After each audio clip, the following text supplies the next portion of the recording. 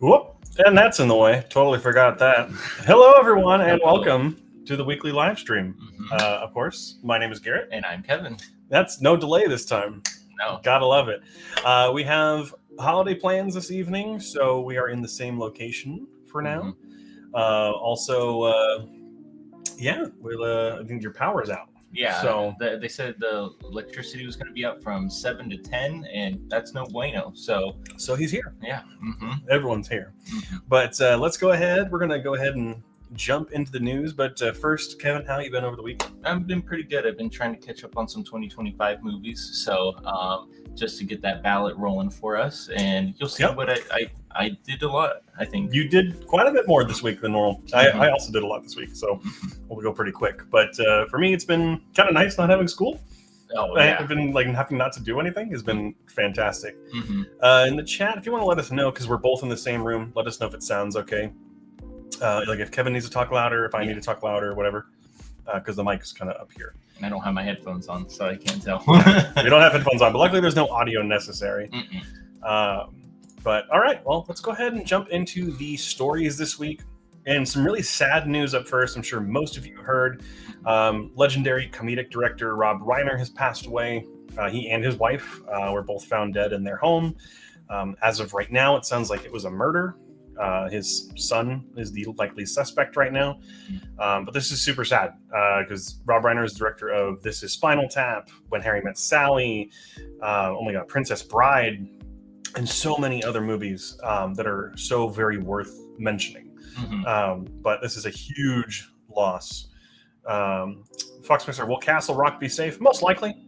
It's a company run by other people. They have another film that he made, which is a fake concert film from Spinal Tap, which will hopefully, they said it's going to release next year, but they're going to be delaying it because of obviously what happened. But hopefully they can release it and put the money towards his family or something. Yeah, that would be awesome if you could. Unfortunate news. Yeah, very unfortunate. Yeah, but next up, Warner Brothers is passing on Paramount's latest takeover attempt as Paramount backers leave the deal. That's okay. I don't want them to be owned by Paramount, to be honest with you. Yeah, I don't want them to be owned by anybody. I mean, of the two, the less shit option is the one that's going to go through, which is Netflix.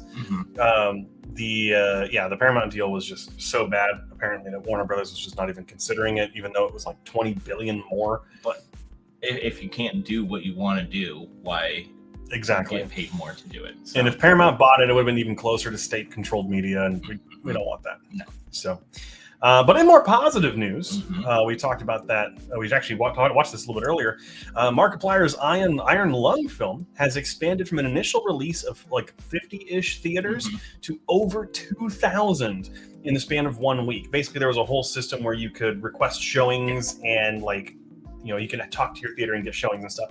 But what's really cool is Regal, AMC, and Cinemark have picked this up for a national release, which is huge for a completely indie production. This is not like A24, it's not Neon, it's not anything independent. This is just purely him releasing this, which is awesome. And I think it's going to be all for him too. Like it's incredible what he's doing. I mean, and he put so much effort and time into it too, which is amazing. And you can see it because I don't know, there's a clip going around with him crying because everything is sold out because he put his heart and soul into it, and you can definitely see. So yeah, he's very emotional because this has been like a dream project of his. And I mean, he's acting in it too, and his acting actually looks pretty good. I was originally worried about it. I thought it was gonna be really cheesy, but after watching Edge of Sleep, which is a show on Prime he was pretty good.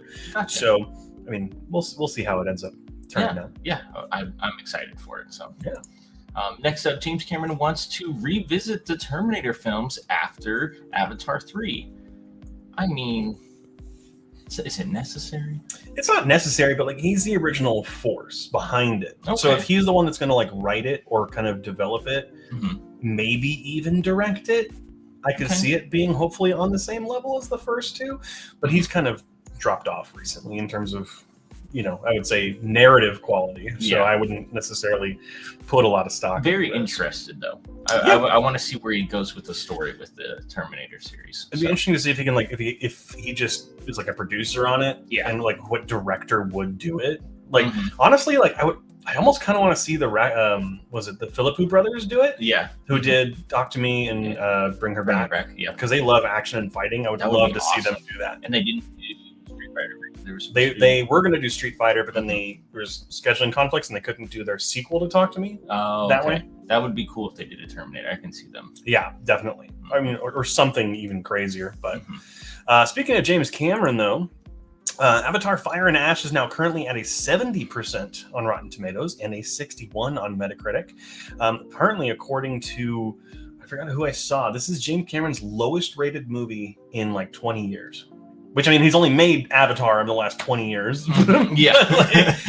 like three movies to put up against one of the lowest rated movies of his career, which, I mean, I think we're the what's the word I'm looking for here? The shininess is wearing off. Well, it's in, I don't want to say sequel hell, but it's like it's the third movie of the same people and stuff like that. It's original, but it's not original at the same time. Yeah. You have that Avatar name on top of it. It's the same damn story every single time. And apparently, according to some of the reviews that have come out now, because we can actually see reviews, a lot of people are saying that this is the same story over again. But the visuals are what's really going to make this one. Like this one, I like the fire aspect. Again, I was talking to someone and I was like, I'm actually really excited for this movie because of the fire Navi. Not to mention that Princess Queen or whatever is like super intriguing as a character. So, I mean, I am. What were you excited when the Water Tribe was announced for? No, because they were not like evil. Gotcha. I was over the human conflict. Yeah. Stuff. And I think that's where I think you're gonna like it a little bit more than the second one. So hopefully. But next up, Megan's spin-off movie delayed. I wonder why. Universal shopping it. So I mean, why? With the horrible Megan 2.0, I can see why they were doing this. So yeah, I mean, apparently it was already. I think it's already made, or it may not be made already. I think it's going to be written, but I think, Universal's trying to get it dumped onto somewhere, maybe like Netflix or Prime or something, just to get it, not a theatrical release, which makes sense because Megan 2.0 was god awful. I mean, not the worst movie of the year. We'll talk about one of my next worst movies of the year. But anyhow, next up, some pretty cool news because we'll talk about it a little later. But One Battle After Another begins streaming globally on HBO Max on Friday. Friday. Very quick turnaround, I feel like. Well, it came out in September, October. That's pretty quick turnaround. But I think because it's the favorite for the Oscars, I think they want to get it out now. Gotcha. That and Sinners being on the same network from the same studio. Yeah, Warner Brothers is having a great year. I don't know why they sold, but. We'll see. Maybe they can get better not better production, but bigger movies out there, I feel like. Maybe. I don't know. Maybe they'll be able to take more chances. Who knows? Yeah. Who knows? We won't know until it happens. Exactly. But next up, Space Godzilla is reportedly be in Godzilla X Kong Supernova. I don't know who Space Godzilla is, though. It's a space version of Godzilla. Is it? It's not Mecha Godzilla, right? No. Mecha Godzilla was already in Godzilla X Kong. Okay. The first one. Okay. Yeah, and then New Empire had like the Scar King or whatever. Okay. Yeah. But this isn't surprising given the fact the movie's called Supernova. Yeah. We all knew it was going to be Space Godzilla anyway, but I need to go back and watch all the old Godzilla movies. I haven't watched a lot of the Godzilla the classic one. The classic ones, and even the one with like Jack Black in it. I forget. Skull Island. Is that Jack Black? Is that Jack?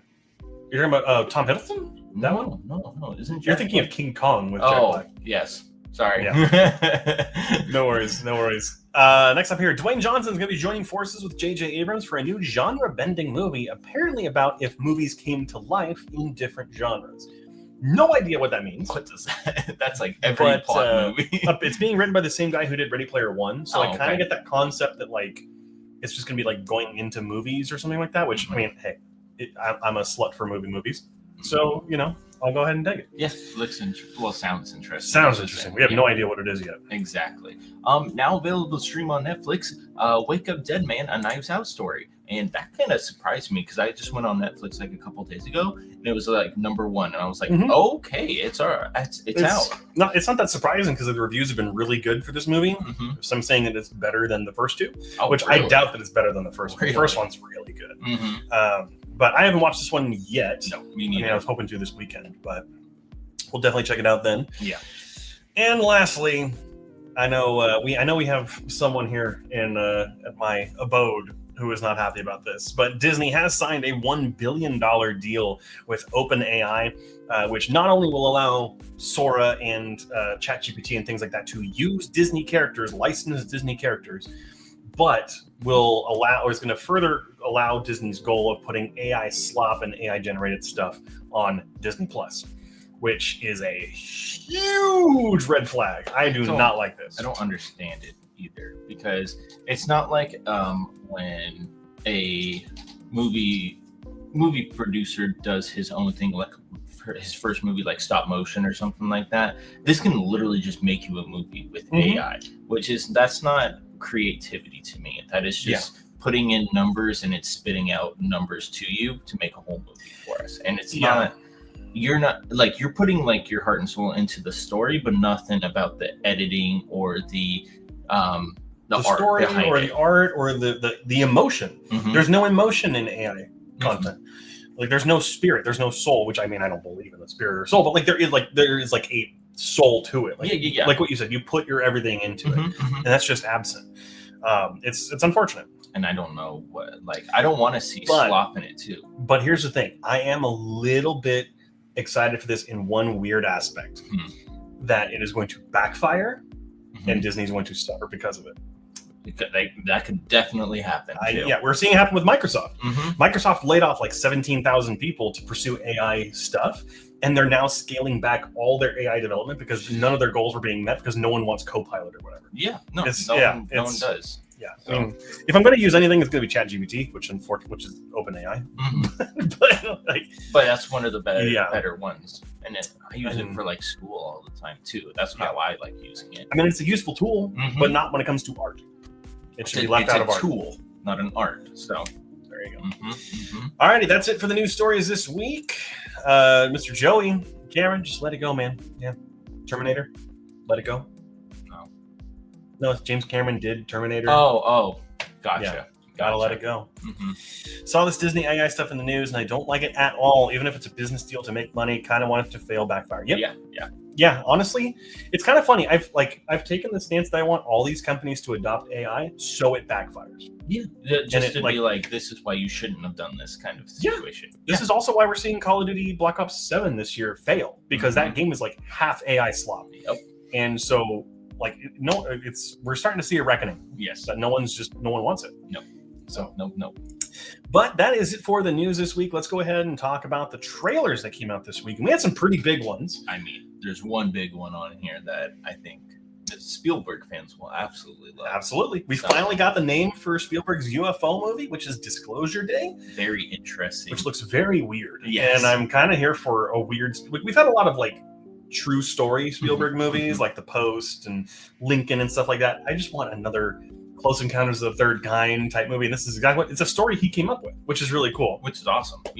Which is the same as it was for Close Encounters of the Third Kind. So, but also Supergirl we had release, which looks okay.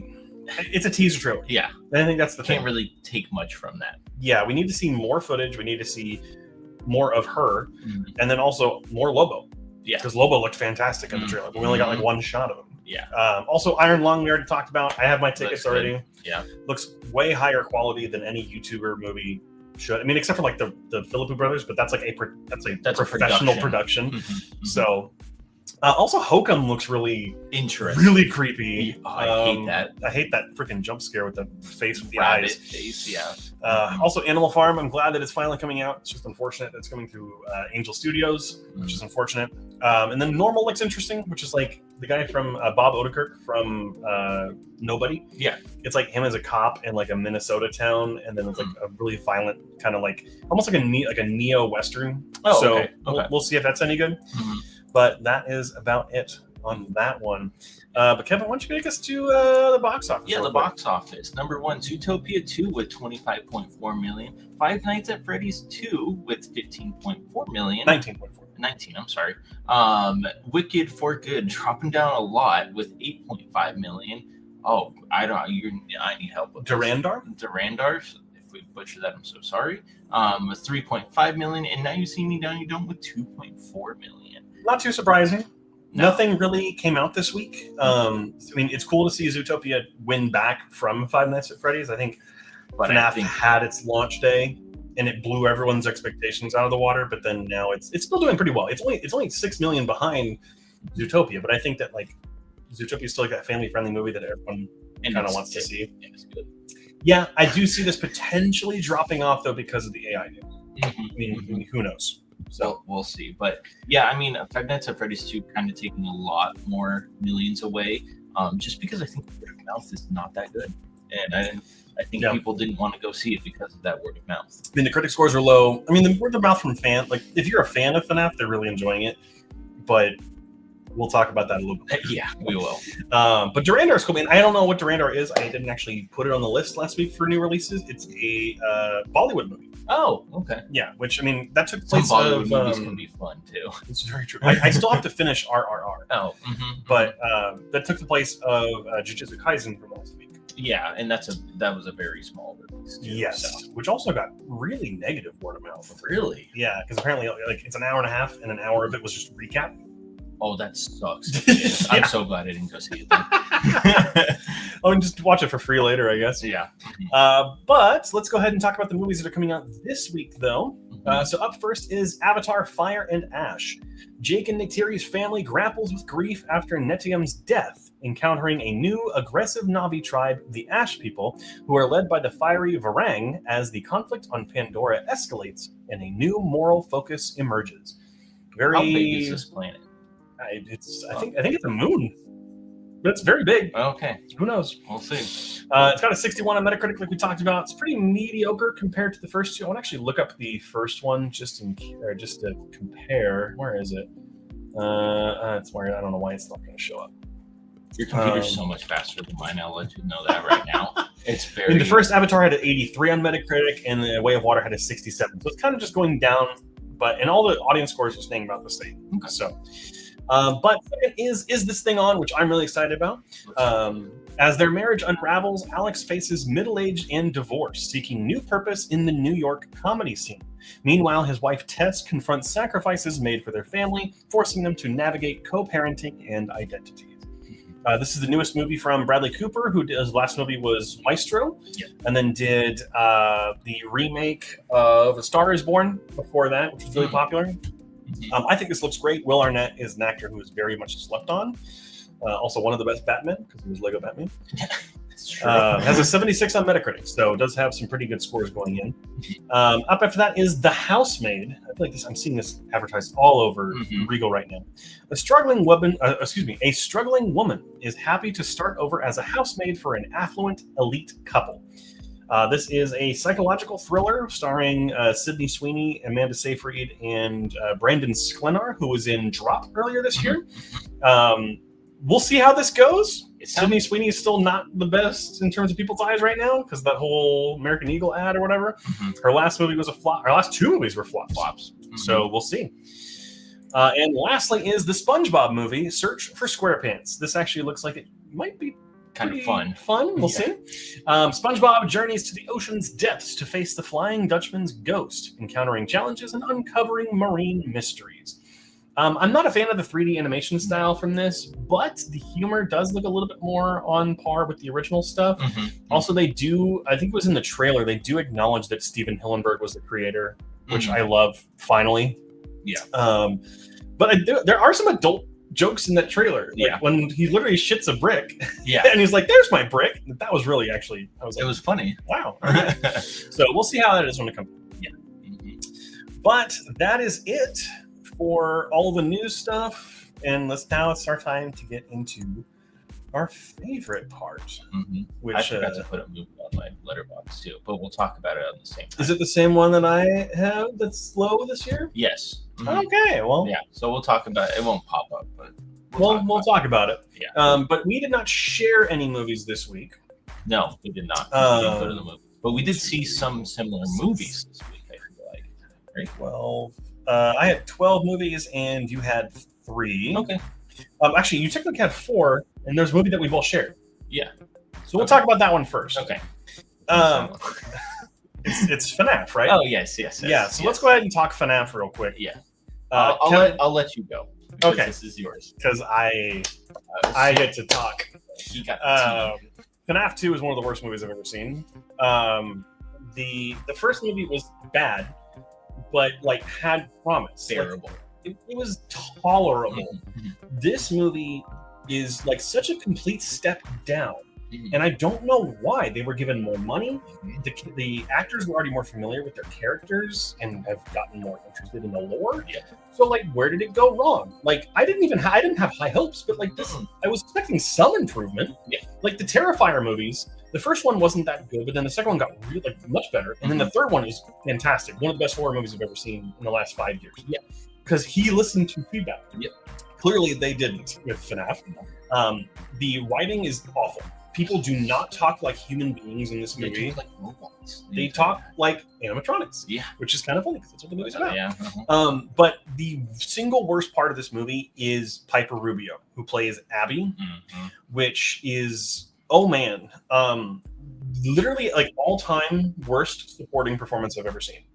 Yeah. Literally no emotion, no humanity. It actually felt like, it's kind of a weird thing to say. It was like she was playing the character in a way that made her seem autistic, but in a way that was directly malevolent and harmful to people who are neurodivergent. Yeah. It felt mean. Yeah. It was really bad. I don't get it, which is whatever. But this whole movie is nothing but fan service, though. If you're a fan of the franchise, you might get some enjoyment out of this. Oh my god, it's that person. We do the same thing with Avengers. Yeah. We get it. And even I did it when I was watching it too. I was like, oh, I know who that is. I know who that is. But I mean, it's cool to see Skeet Ulrich. Yeah. Even though he's only in it for 2 minutes. 5 minutes. And had maybe 5 lines. Yeah. I mean, he was probably the best character in the movie, honestly. Him and more. Matthew Lillard is still probably the best part. Oh yeah, and Matthew was supposed to be in this movie too. He's only in it for flashbacks. Yeah, but he's dead. I don't care about spoiling this. Screw this movie. Yeah. He's dead. Yeah. He's a dream sequence in this movie. He's the Purple Man or whatever. Yeah, that's his whole personality. I don't know the lore. I don't care anymore. Yeah. This movie actually makes me hate the franchise. It's that bad. Yeah. But I will say on the positive side, the animatronics look fantastic. The suits, they're all practical. Yeah. There's really no CG in this, which is fantastic. Keep doing that. And there's also one jump scare with the marionette that which one actually got me. I don't remember, but it looked straight out of the game. Is it the one where it's at the chest burster? No, it's towards the end. In the kids' room? It was after the chest burster one. I don't remember. Honestly, I'm putting the whole movie out of my head. but I think you're pretty much on the same page. What did you give it, though? The same boat. I gave it a 20 out of 100. It's still not good, but I loved what they did with the marionette, and I wish they just would have used her a lot more. Which is interesting, because I thought she was in the movie. I was expecting her to not be in the movie at all when you said that. I thought she was in it more than I thought she was going to be. But she doesn't play a part into the movie. She doesn't move the story forward. It's like she's a side character, which is funny because she's the main villain. Exactly. She doesn't do anything. She doesn't do anything, and it's like a creature feature that shows up in the last 20 minutes of the movie.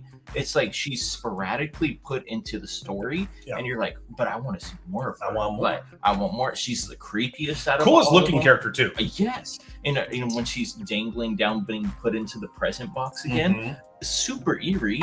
But it's I was just like, if they would have stuck with the original Freddy's and then the going back to the original, it's that's stupid. First of all, have the marionette be in the first movie's Five Nights at Freddy's, just underneath the basement or something. Well, it's a different location. That's the whole. I don't care. Sorry, that was really good. Just want to say, Joey says here, having you both there feels more organic and the flow feels better, if that makes sense. 100%. No, yeah, it's always going to be better in person. It's just easier when we both have different work schedules and stuff. Oh, yeah. But if you guys like this, maybe we can try and do it more often. That would be cool. Maybe do it for the awards. Yeah, the awards would be great. That would be cool. Maybe we'll do the awards as a live stream this year. Ooh, that would be interesting. That'd be fun. We'll see. Keep that in the back of our mind. Right back here. It'll probably be gone. But let's go ahead and talk about the movies that we watched over the course of the week. I'll do three. We'll do three, and then we'll just kind of just go back and forth. I'm going to go quick because I have a lot, and we have plans after this. So up first, I watched a 1966 movie called Incubus. This was part of my December collection catch-up. This stars William Shatner in a folk horror movie about succubuses on like an Italian island, and I really enjoyed this movie more than I thought I was going to. Like, it's really cool because it's a slow burn. If you're not into like the A24, like, kind of not like psychological, but like more artsy horror movies, you're not going to like this movie. Like Hereditary kind of a situation? No, it's this movie feels like, do you remember when we watched Persona? Yeah. It feels like an Ingmar Bergman movie, but just more satanic. Oh, okay. Which, I mean, I love it.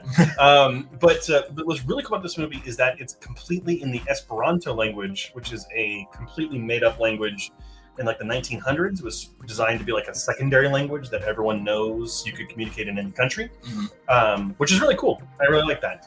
It's also really artsy, slow burn. It's like a fairy tale, which I really like. And there's some really fun practical effects. They literally use like a real goat to be like a demon in this, and it looks creepy. And really? It looks really cool. Kind of before The Witch did it with Black Phillip.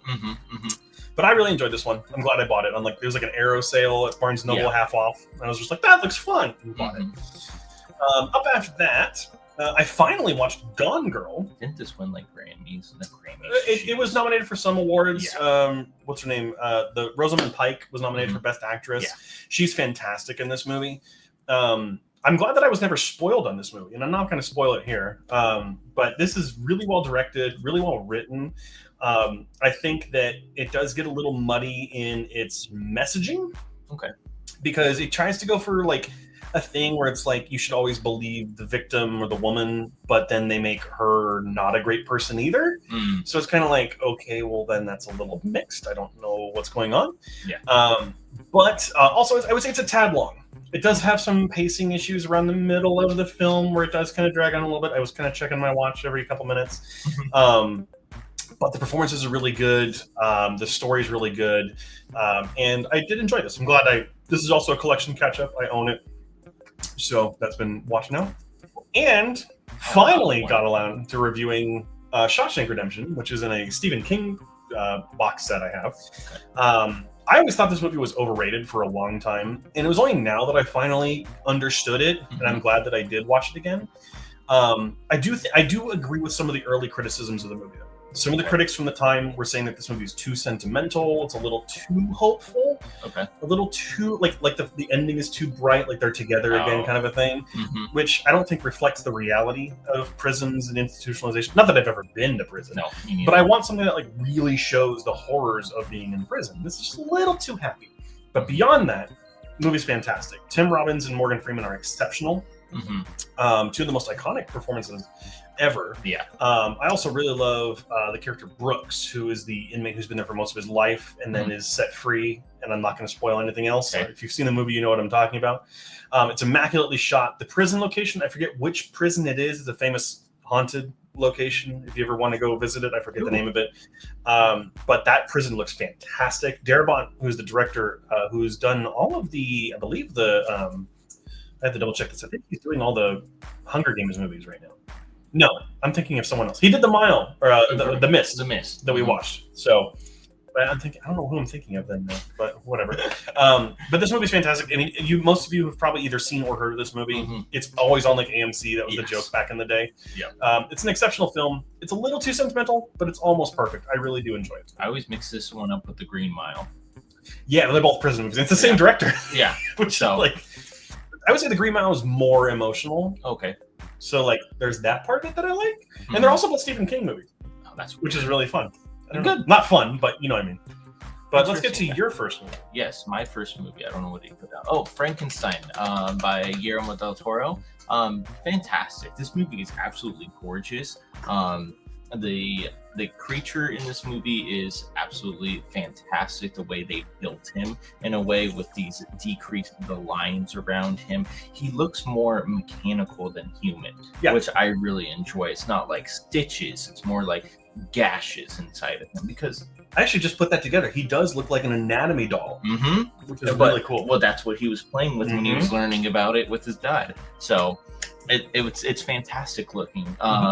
The house or the castle that they buy is so eerie and awesome, but usually have the actors. Is it Isaac? That's Oscar Isaac is Dr. Frankenstein. Yeah, boy, can that guy act! I absolutely love him in this movie. I wish we could have got a little bit more of Mia Goth, because she had a very good impact with the creature in this movie. And I wanted to see a little bit more of where she was going along with that, with the creature. Didn't get enough time with him. That's what I feel like. But I just love how they also play along with him being intelligent as well. Because in the first, and like Frankenstein, the older ones, he's not as talkative as this one is, and I like how he learned and made himself intelligent during this entire movie. But I also like the narrative as he's getting the first part of this. He gets captured and is telling you the story about Frankenstein, and then it just the movie comes full circle, and that's what happens, and that's when you get to present day, and that's what it looks. But goddamn, Del Toro can make a. Also, Jacob Elordi as the creature. Yes.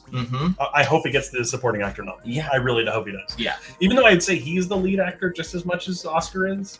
I feel like Oscar is a little bit above just because he has more screen time than the creature does. That makes sense.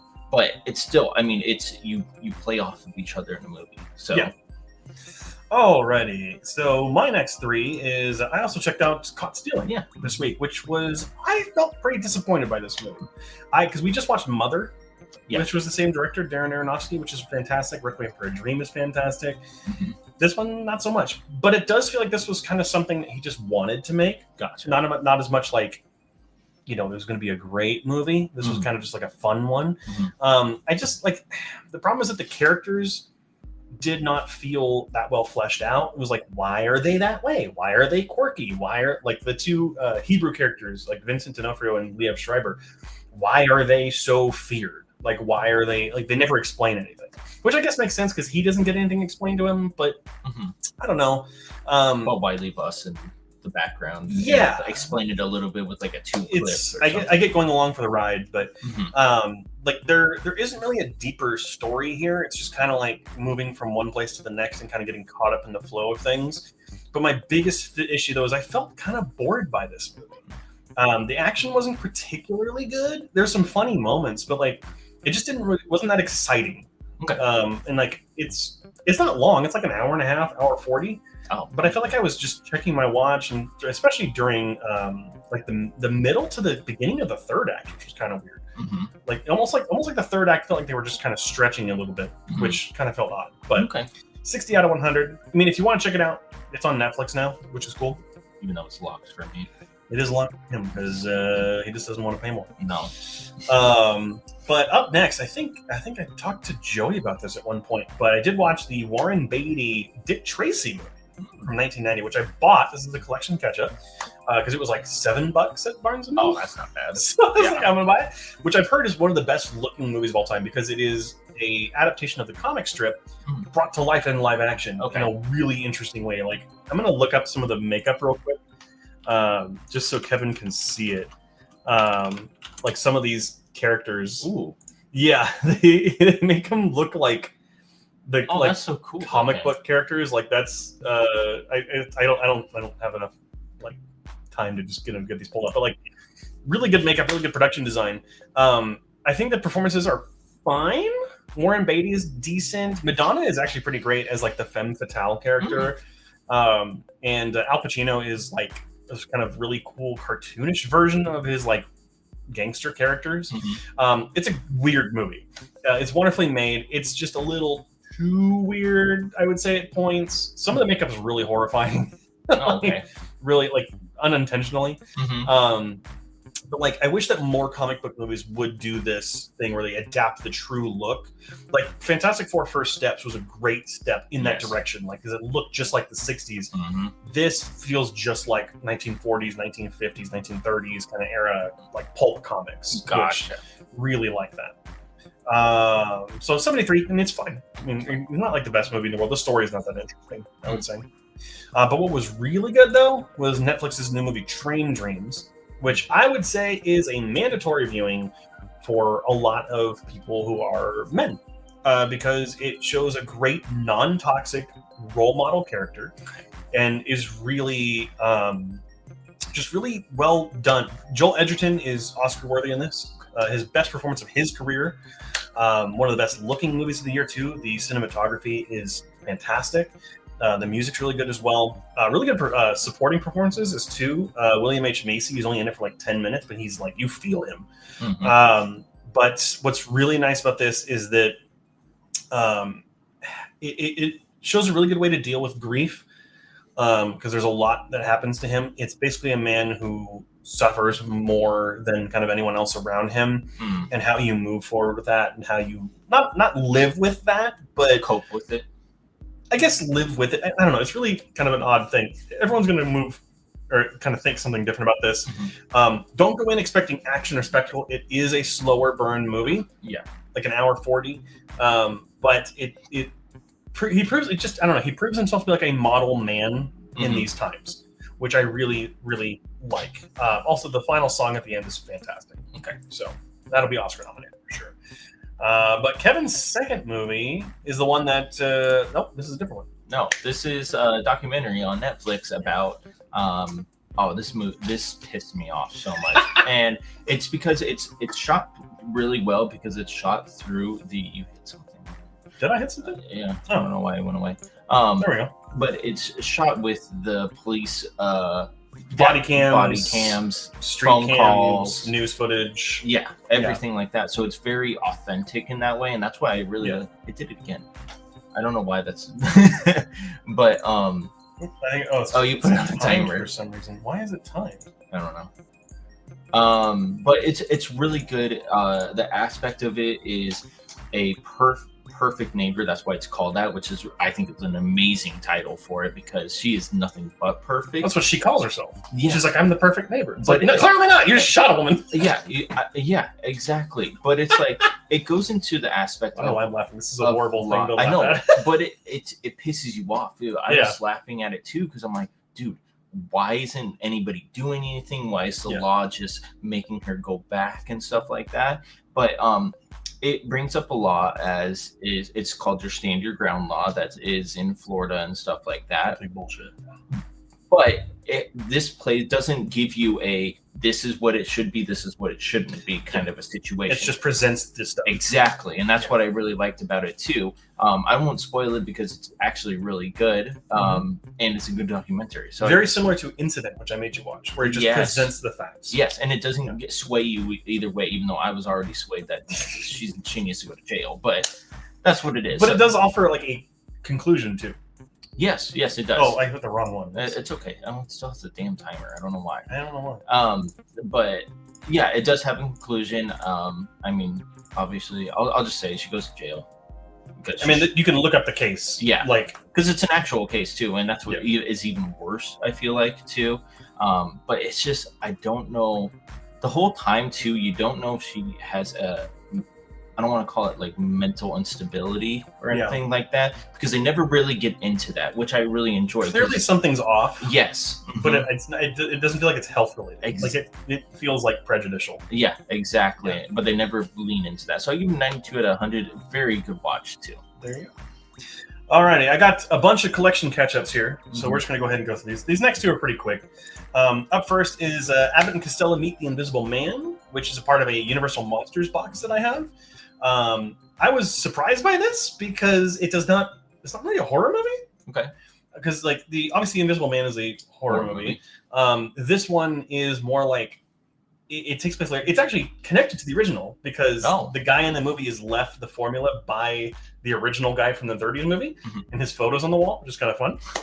but it's like a boxer who's like on the run from the police and takes the serum so he can try and like, you know, escape. He's falsely accused, so you can get. And it's like a boxing movie where like Costello's trying to box and the Invisible Guy's actually behind him doing the actual boxing. So there's some really good physical comedy. Oh, cool! A lot of fun. I love Abbott and Costello, but I would say the story's fine. Not the best thing in the world, but it is more fun than the next one we'll talk about. But the biggest letdown is all the side characters. Like you care so much about Abbott and Costello, and they're so funny. But then everyone else sucks, or they're not sucks. They're just everyone plays their characters way too seriously, which is where some of the comedy comes from. Because Costello's, you know, kind of just like goofy, and Abbott's kind of more the straight man. But like, it's funny though. I actually laughed out loud a couple of times, which is rare. I don't laugh out loud when I'm by myself, but this one did make me. But the second one, not so much, which is Abbott and Costello Meet the Mummy. I did watch the Meet Frankenstein one back during the Halloween season, but this one is just not as good. It's shorter, which is really interesting. But Abbott and Costello are the best part of it, as they always will be. But again, no one is interesting besides them. Like they try to make all these side characters, and none of them are that interesting. None of them that well performed. The story just isn't that good. This one has the vibes down though. It does feel like a monster movie with Abbott and Costello in it, especially towards the end of it. Okay. But like most of the time, it's kind of them just avoiding the police because they're like falsely accused of killing someone. I don't know why that's a running story topic in Abbott and Costello movies. But there's not a whole lot to say about this one. It's okay. It exists. I definitely prefer the Invisible Man one and the Frankenstein one because that one has Dracula and Frankenstein in that one. Yeah, that's a great Halloween movie for people who don't like horror movies. Yeah. And then lastly, before we move over, Chappie, which is part of a Blomkamp collection that I own, is not as bad as I remembered. I remember people really hated this movie, and I think it's fine. I think it's got a great performance by Charlton Copley, who plays Chappie, who plays like an E.T. almost like childlike character, which I really enjoy his performance. I think Hugh Jackman's really cool as a villain, actually, which is kind of fun. And also Dev Patel and Sigourney Weaver do fine in this movie. But the worst part of this movie is D Antwoord, which is like a South African like rap group. Oh, really? And they're given like they're like these gangsters that take Chappie into like, and they teach him like gangster ways. Those people. Yeah. God, they're annoying, and I do not want them in that movie. I don't know why. Maybe they're friends with Blomkamp because he's South African. I don't know. But I love the visual design of this movie. The biggest problem though is that it asks a bunch of questions about artificial intelligence, which should be like something that hits closer to home now. Like, what does consciousness mean? What is like? How does artificial intelligence work when it's like, are they better than robots who are just programmed, kind of a thing? But it doesn't answer any of those questions, and it doesn't really engage in a discussion about them, which is kind of unfortunate. Okay. Well designed and really good looking, as all not Blomkamp movies are. Just not as good as Elysium or, I mean, District 9's a masterpiece. But yeah. All right, let's go ahead and get to your last movie before we move over to mine. My last movie is One Battle After Another. And we saw this in 70mm. IMAX 70mm for the re-release. Yes, and it was fantastic. This is my first 70mm movie, so I might be a little biased to it. But this is a fantastic movie with great characters, and even it's not Brad. It's Leonardo is fantastic in this movie. He even said when we went into this movie that you don't expect it to be that funny, and it is hilarious, even though it's not supposed to be a comedy. But it's just he plays the character so well that you want him to succeed in all of this, the situations that are happening. I just also wanted to say how beautiful the cinematography was, and a lot of the situations, like there's a big rolling hills scene with cars in it, and that builds your tension up so much as that's during the end of the movie. I don't want to spoil this movie because this is one of the you should watch this movie. This movie's fantastic. Is this Oscar like top? This is top up there with Sinners and Hamnet right now. Gotcha. Yeah. So I don't want to spoil too much. Definitely go see it, especially when it goes on HBO Max, because is that HBO? Yep, HBO Max. Yes. Okay. But because it's just fantastic, and it's a 3 hour and 12 minute 3 hours something minute movie, but it does not feel like it. Maybe 2 hours. It goes like that. I wasn't checking my watch, I'll tell you that. So probably will be during Avatar. But yeah. Alrighty, I got two more before we get onto our wheel spin movies, and then we'll spin the wheel, and then we'll be good for the night. So Up after Chappie, I mean, fitting for the time of year, I watched the Disney Christmas Carol movie with Jim Carrey with the really creepy 3D animation, which I actually like this movie, which feels like a hot take.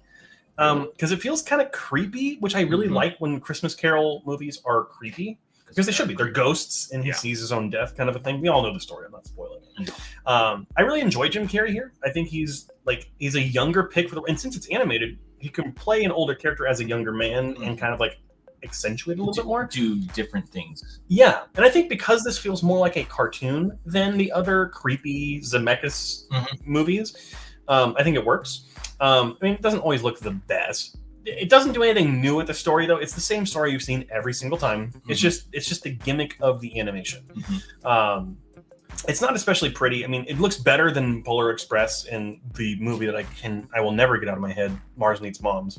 But it's not as good as Beowulf. I think Beowulf is still the best of these. But it's fine. It's a decent version. I do enjoy it for the most part.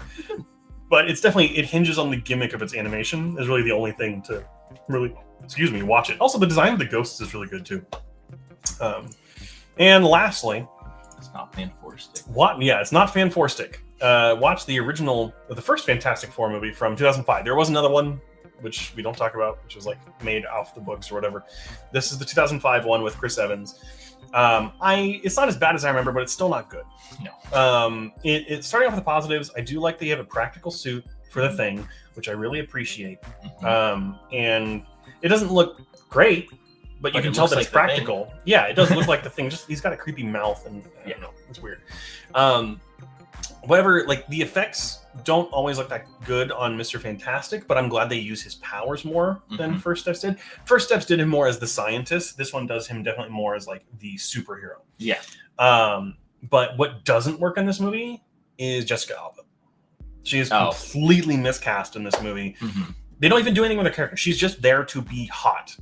She's Jessica Alba. Yeah, there's literally a scene where she's just in her underwear for no reason. It doesn't make it doesn't make sense. That's so 2000s. This movie is cringe levels 2000. Yeah, which is I hate that.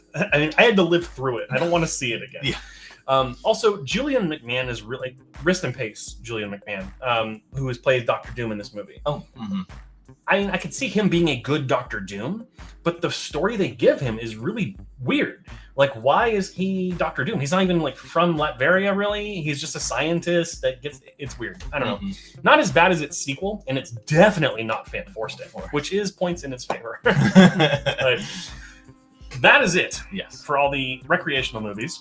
Thank you all for kind of doing this. I think the novella by King was lighter on subjects. Both Guys on the Beach in the end was added last minute. It was really ended with Red on the bus, as it felt the movie was a downer of a ride. Yeah, I can see that at the time. What movie is this for? Shawshank. Oh, okay, thank you. I definitely for the 90s, I can see why executives would be like, let's make this a little happier. Yeah. If this was made nowadays, it would not be as bright and as cheery. So the novella was actually lighter too. Interesting. All right, let's go ahead and do our wheel spins. Yeah, the one I gave you. Yes, the one that you gave me, and everybody should watch this one because it is absolutely sad in this movie because soul crushing. It is, and it did the stupid timer thing again. It's soul crushing because the kids. Spoiler: this is about school shootings and the kids that get left the same as they were left to school that day, which is absolutely tragic on its own. And then you get to see the parents explain to you what type of kid they were and stuff like that. And I love how the reporter was wanted to do something different and not do a mass shooting about the killer or anything like that, because it should be about the victims and the people that it hurt in the end. And this is I think this is a perfect way of doing it because it shows what the kids liked and how they were liked when unfortunately they were alive. And but it doesn't show anything on the killer side of it. It's just the families and the tragedy that happened. So it's a 97 out of 100. This is only a 30-minute short. It's definitely worth it to go watch. I think it's like 20 minutes. Yeah. It's should watch it. It's definitely, I would say, not mandatory, but like very close to it. Yes. All right, my short, a little bit change in tone, is a Three Stooges short called Brideless Groom. I thought this was fun, and it has a few great physical gags. I'm still not the biggest fan of Shemp as a character, which is this one right here in the image. Yeah. I prefer Curly, or not Curly, Larry? I don't know, Larry. the bald one. I think it's Larry. You know, like, that character. I like him more. But I do like how Shemp is the focus here. Like, it's all about him having to get married by the end of the day, so he gets like his uncle's inheritance or whatever, and all these women are going crazy over him, which is really fun. Not the best short they've done, but it is a good one. I did actually really enjoy it. Okay, nice.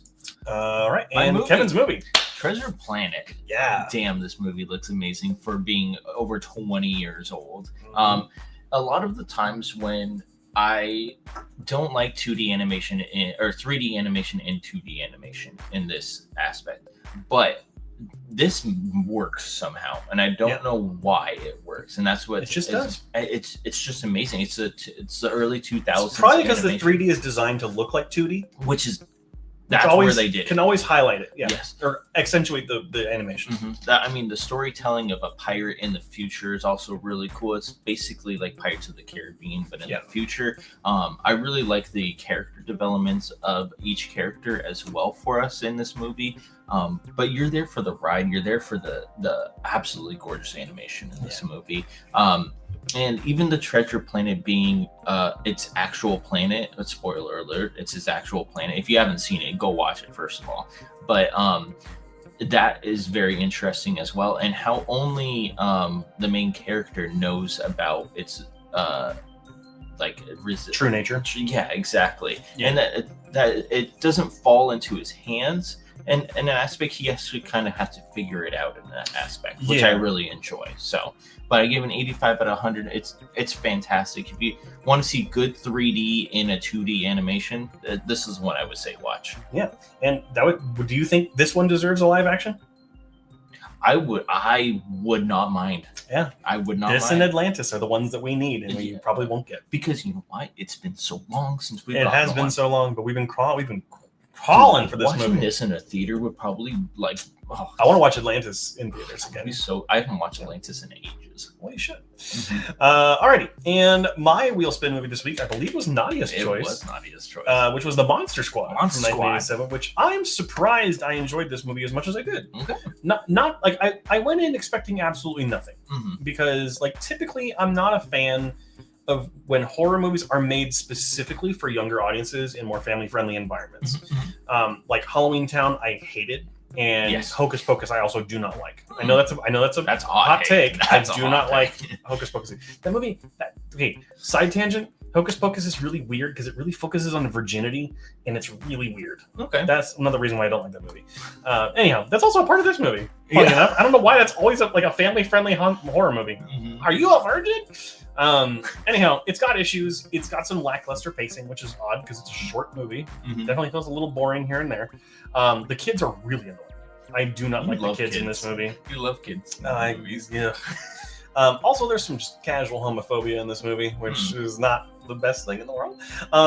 But I do like the lighthearted tone it has. It's pretty fun, and it has some few surprises. Like the old man character, the reveal about him is like, where'd that come from? Oh, really? Also, the fact that Dracula calls a little girl bitch in this movie was not on my bingo card, and I love that.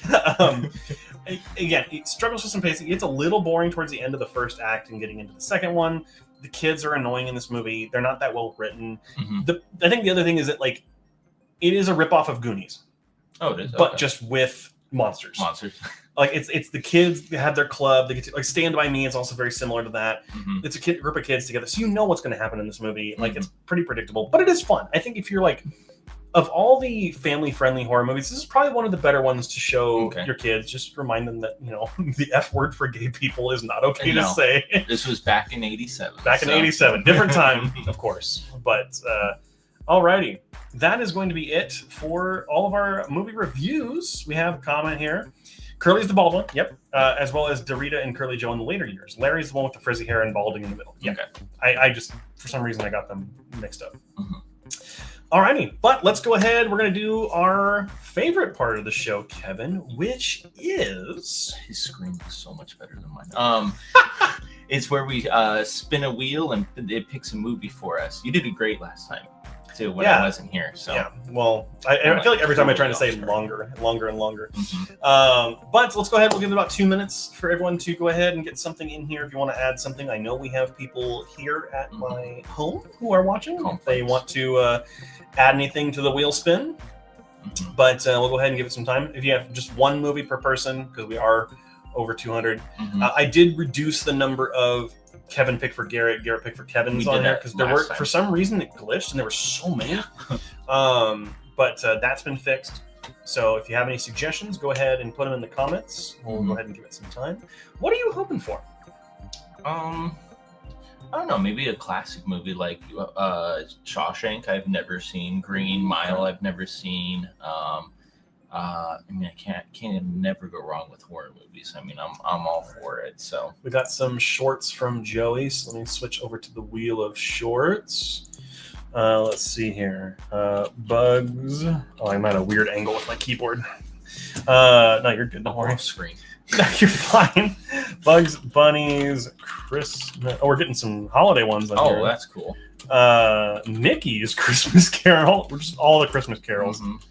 All right. Let's see here. Anna and Bella, Charade, Tin Toy. I've seen Tin Toy. I don't think Kevin has that. I have not. It's one of the first Pixar ones. Oh, okay. Technological Threat. Okay.